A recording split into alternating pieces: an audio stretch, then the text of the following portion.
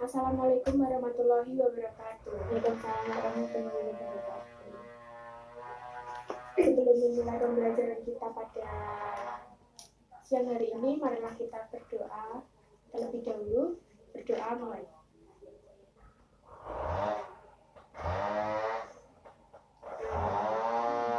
Semoga pembelajaran kita pada siang hari ini dapat bermanfaat dan berjalan dengan lancar. Amin.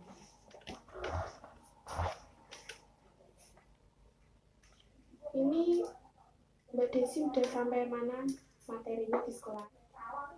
Harmonisasi dia. Udah sampai mana? Iya sih. Berarti sama ya materinya sama kayak yang kita persiapkan pada siang hari ini ya? Iya. Yaitu tentang harmonisasi hak dan kewajiban asasi manusia dalam perspektif Pancasila. Ya. Nah, sebelumnya di kelas 10 semester 2 materi terakhir itu tentang apa kalau masih? Kalau nggak salah tentang wawasan Nusantara. Enggak, iya. Wawasan Nusantara dalam konteks kesatuan Republik Indonesia. Nah, materinya pada kelas 10 tuh nyambung dari setiap jenjang gitu. Jadi materi kelas 10 itu merupakan dasarnya. Nah, kelas 11 dan kelas 12 nanti itu bakal dijabarkan lebih lanjut lagi. Nah, kita pada siang hari ini akan membahas tentang harmonisasi hak dan kewajiban asasi manusia dalam perspektif Pancasila. Apa itu harmonisasi? Harmonisasi itu adalah sebuah timbal balik keseimbangan antara hak dan kewajiban. Nah, karena kita membahasnya tentang hak dan kewajiban asasi manusia, maka dalam konteks ini yang dipelajari yaitu adanya keseimbangan dan kesetaraan antara hak dan kewajiban asasi manusia. Nah, kalau pada pertemuan-pertemuan yang lalu kan mungkin di sekolahnya sudah membahas tentang HAM, yaitu hak asasi manusia, tapi belum membahas tentang kewajiban asasi manusia. Nah, di samping adanya hak, itu pasti ada suatu kewajiban. Hak itu apa? Hak itu adalah sesuatu yang kita terima, wajib kita terima. Harus kita terima. Terus kalau kewajiban itu, apa yang harus kita laksanakan seperti itu. Jadi, antara apa yang kita terima dan apa yang kita laksanakan itu harus seimbang supaya kita menjadi warga negara yang baik sesuai dengan kaidah dan nilai Pancasila. Yang A boleh dibaca. Poin A.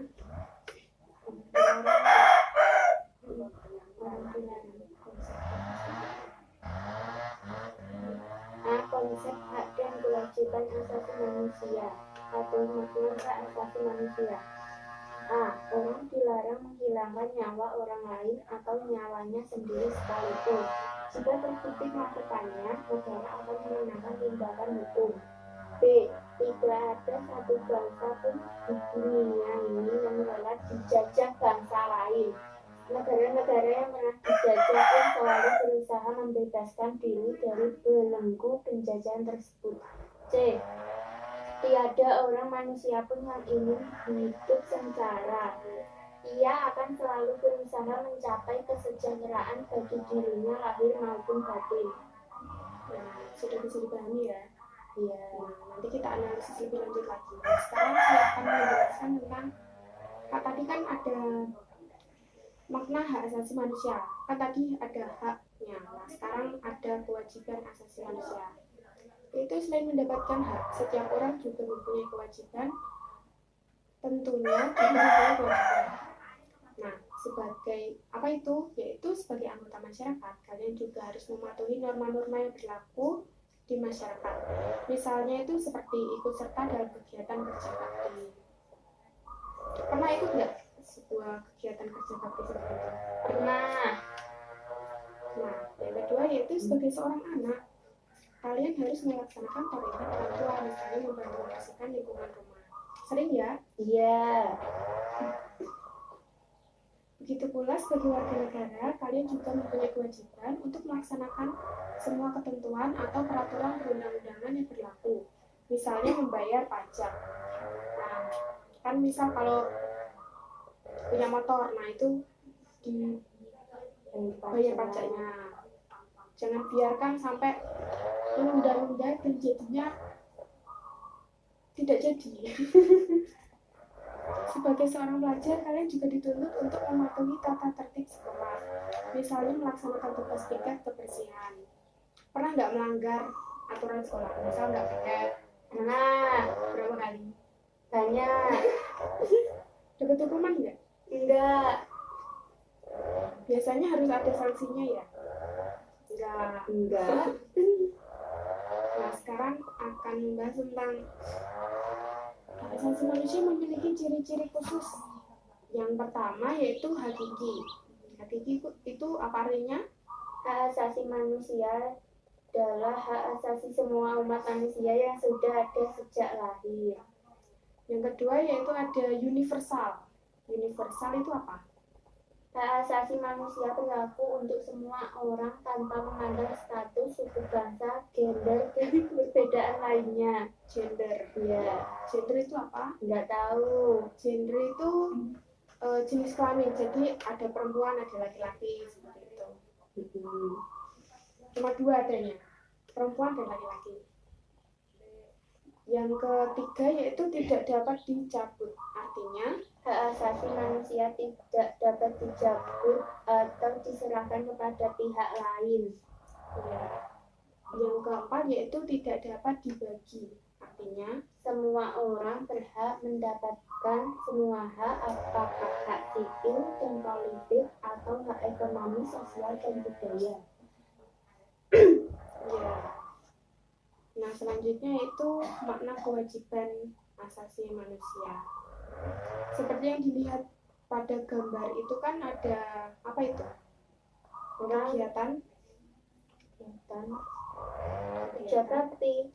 ya, itu merupakan suatu perwujudan dari kewajiban asasi manusia.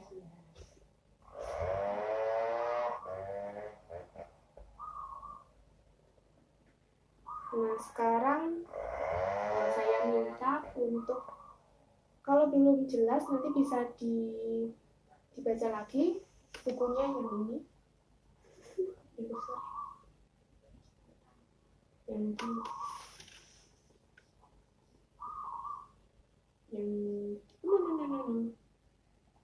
Yang di sini.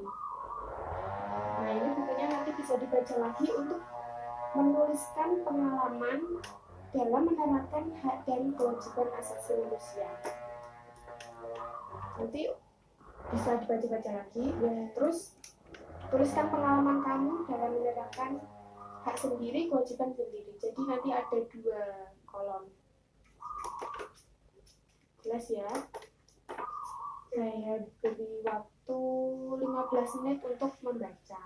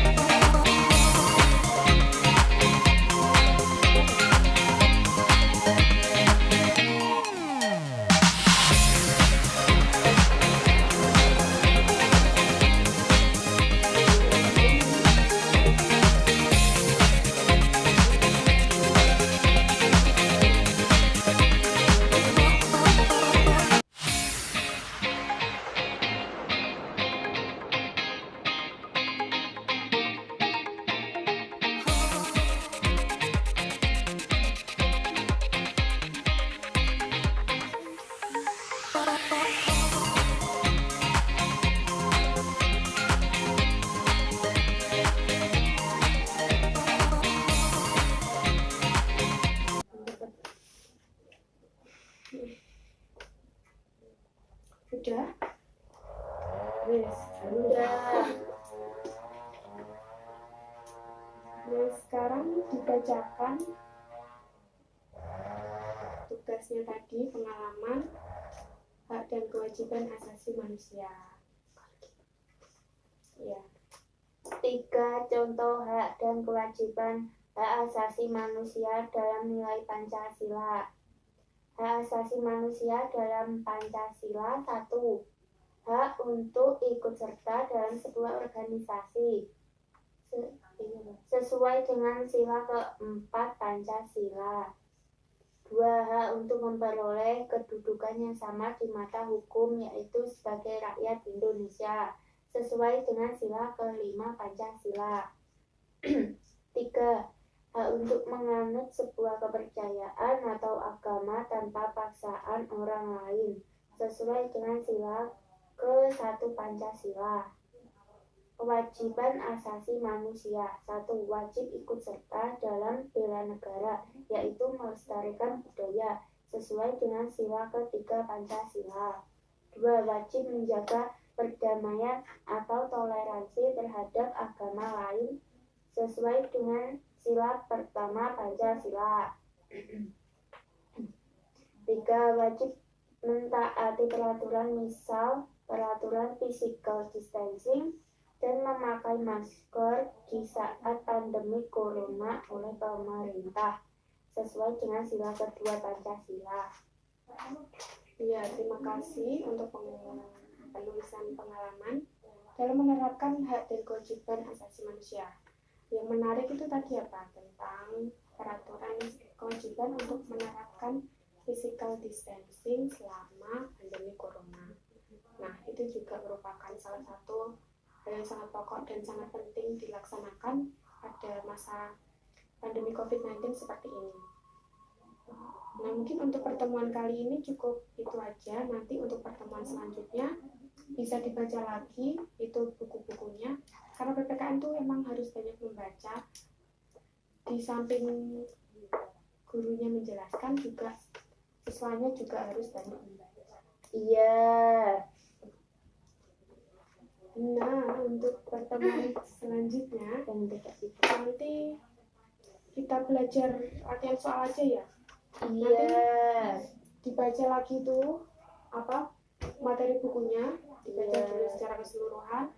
Nanti kalau ada yang belum jelas atau belum paham, bisa ditanyakan lebih lanjut di pertemuan selanjutnya, atau kalau mungkin ada waktu senggang juga boleh didiskusikan lebih lanjut. Nanti kalau misal ada tugas di sekolahnya, kalau kesusahan atau mungkin belum paham ini maksudnya kayak gimana, bisa didiskusikan juga selama pertemuan maupun selama waktu yang tersedia. Iya. Oke, cukup sekian pertemuan kita pada siang hari ini. Iya. Kita ucap alhamdulillah terlebih dahulu. Alhamdulillah. Semoga pembelajaran kita bisa bermanfaat. Amin. Amin. Cukup sekian. Wassalamualaikum warahmatullahi wabarakatuh. Waalaikumsalam warahmatullahi wabarakatuh.